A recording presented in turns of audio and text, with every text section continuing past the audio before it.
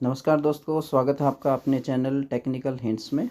के अंदर दोस्तों आज के इस वीडियो के अंदर मैं बताऊंगा जो स्विच बोर्ड होता है उसके अंदर इन्वर्टर का कनेक्शन कैसे करेंगे। देखिए दोस्तों, जब नॉर्मल स्विच बोर्ड होता है उसके अंदर जो फेस वायर है यानी कि जो मीटर का फेस वायर है उसका कनेक्शन किया हुआ है। देखिए दोस्तों, जब हमारे घर के अंदर जो इलेक्ट्रिक वायरिंग होती है यानी कि जब लाइट की वायरिंग होती है तब जो इन्वर्टर का फेस और लाइट का फेस दोनों साथ में खींचा हुआ होता है यानी कि स्विच बोर्ड के अंदर कनेक्शन किया हुआ है, तभी तो आपको इन्वर्टर का कनेक्शन करने की जरूरत नहीं है। लेकिन यदि स्विच बोर्ड के अंदर इन्वर्टर का कनेक्शन नहीं किया हुआ है तो आपको जो अलग से वायर खींच के इसके अंदर कनेक्शन देना होता है। और जो आपको ये बात ध्यान रखनी होती है कि जो लाइट का फेस है यानी कि जो मीटर का फेस है और जो इन्वर्टर का फेस है उनको दोनों को अलग अलग रखना होता है। दोनों को साथ में कनेक्शन करेंगे तो फिर वो शॉर्ट सर्किट हो जाएगा। क्योंकि दोस्तों इस स्विच बोर्ड के अंदर यानी कि आपके घर के अंदर जो स्विच बोर्ड होता है वैसा ही स्विच बोर्ड है, तो इसके अंदर जो सभी फेस वायर घुमाया हुआ है यानी कि आप देखेंगे कि आपके घर के अंदर जो इस तरह से जो फेस वायर आपको दिखेगा। देखिए दोस्तों, स्विच बोर्ड के अंदर एक फेस और एक न्यूट्रल होता है। न्यूट्रल तो इसके सॉकेट के अंदर जो एक चला जाता है और जो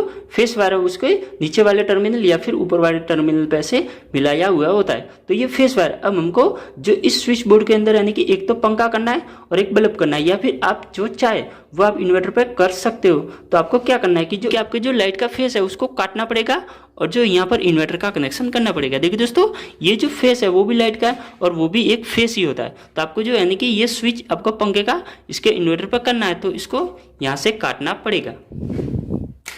देखिए दोस्तों, ये इसका अलग हो गया यानी कि ये इसका अलग हो गया। और हमको एक स्विच ये वाला करना है यानी कि ये वाला आपको स्विच दिख रहा है इसको करना है, या फिर आप दोनों को करना है यानी कि किसी को भी कर सकते हो। तो आपको जो ये दो स्विच करने हैं और ये स्विच करना है, तो आपको इधर से इसको काट दीजिए और एक इधर को इससे इधर से काट दीजिए यानी कि ये दो अलग हो गए और ये एक पंखे का अलग हो गया। अब हमको इसका कनेक्शन करना पड़ेगा।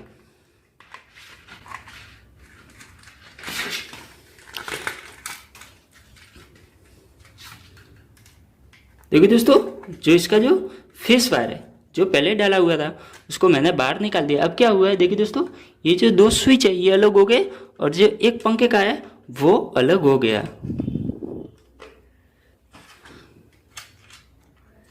अब आपको क्या करना पड़ेगा कि जो ये तीन स्विच है, ये तो जो लाइट का स्विच यानी कि ये वाला इंडिकेटर है और जो ये दो स्विच है और इसके अंदर एक स्विच का कनेक्शन जो लाइट का दिया हुआ है और एक ये रहा, तो इसके अंदर हमको लाइट का कनेक्शन देना पड़ेगा। तो फिर हमको इसको खोल के इसके अंदर एक स्विच के इसके अंदर डालना है और एक को इसके अंदर मिला के एक फेस वायर बाहर निकाल देने का है। तो दोस्तों, वीडियो अच्छा लगे तो लाइक कीजिए, शेयर कीजिए और हमारे चैनल पर नए हो तो चैनल को सब्सक्राइब जरूर कीजिए। ऐसे ही इलेक्ट्रिक से जुड़े वीडियोस इस चैनल पर आपको मिलते रहेंगे। देखिए दोस्तों, एक ये हो गया और अब जो एक है ये सॉकेट हमको लाइट पे करना है। तो ये लाइट का फेस है वो आपको सॉकेट के अंदर जो सॉकेट का स्विच है उसके अंदर डालना पड़ेगा। तो यदि आपको जो सॉकेट पे इन्वर्टर पर करना है तो आपको डालने की जरूरत नहीं है, ये सीधा फेस वायर हो गया यानी कि ये आपके जो दो स्विच और ये इंडिकेटर हो गया। इंडिकेटर आप यदि लाइट पे रखना चाहते हो तो इसके अंदर फेस डाल दीजिए और यदि इन्वर्टर पर रखना चाहते हो तो इसके अंदर इन्वर्टर का फेस डाल दीजिए। तो फिर आपको यानी कि ये सभी आपको इन्वर्टर पर करना है तो ये सीधा फेस वायर अलग हो गया और यदि सॉकेट लाइट पे करना है तो इसके साथ कनेक्ट कर दीजिए।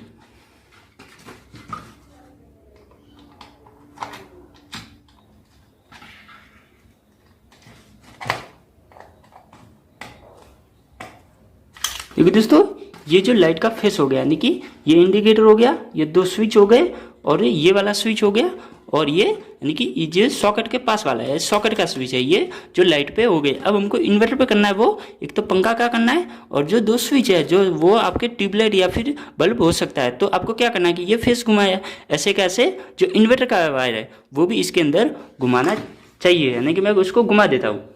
देखिए दोस्तों, मान लीजिए कि पीला वाला आपके इन्वर्टर का वायर है, तो आपको क्या करना है कि ये जो दो स्विच है इसके अंदर आपको इस तरह से मिला देने का है।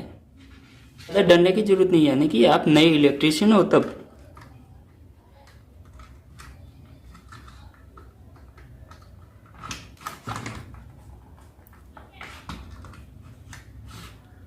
देखिए दोस्तों, आपको ये बात ध्यान रखनी होगी कि इन्वर्टर का फेस और जो लाइट का फेस है वो आपको दोनों को आपस में टच नहीं करना है, जिससे शॉर्ट सर्किट हो जाएगा और आपके जो पोल होगा वहां से आप या तो उसका कनेक्शन छूट जाएगा या फिर जो इन्वर्टर पे नुकसान हो जाएगा, इसलिए दोनों को अलग अलग ही रखिए।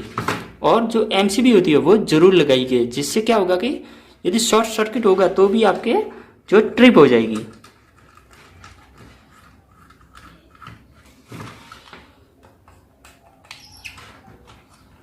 देखिए दोस्तों, ये वाला ऐसे कनेक्शन किया जाता है, यानी कि ये देखिए दोस्तों, ये जो पंखा हो गया वो हमारे इन्वर्टर पे हो गया, यानी कि ये पंखे का स्विच है, ये इन्वर्टर पे हो गया, और ये दो स्विच है, ये हमारे जो इन्वर्टर पे हो गए, और ये वाला स्विच यानी कि सॉकेट का, और ये स्विच और ये दो वाले स्विच, ये तीनों लाइट पे, जो लाइट का फेस है उसके ऊपर हो गए। देखिए दोस्तों, ये 3 स्विच हो गए और जो बाकी स्विच है वो लाइट पे हो गए। इस तरह से कनेक्शन किया जाता है, यानी कि ये वाला इन्वर्टर का वायर हो गया और ये वाला फेस वायर हो गया, और जो न्यूट्रल वायर है वो इस सॉकेट के अंदर चला जाएगा।